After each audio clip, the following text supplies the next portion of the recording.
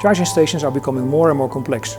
Not only the high charging power which is needed to shorten the cycle of the charging, but also the communication between the vehicle and the charging station, or the communication between the charging station and the back office. All these elements play a role in the testing and certification of charging stations.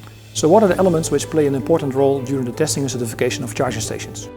I think when we are talking about testing for charging stations, I think there are three important elements. First of all, interoperability is very important.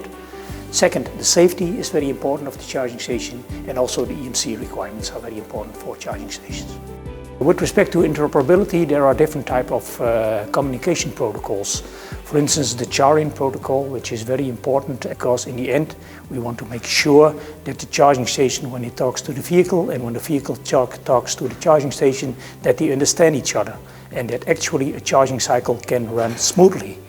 Safety of charging stations is also a very important element, not only for the AC charging stations, but also for the DC charging stations. The DC charging stations are a little bit more complex than the AC charging stations. Also with respect to DC charging stations, when we are talking, for instance, about the charging plugs, that's also more complexity because for the high powers, that also needs liquid cooling, for instance, on the charging plugs.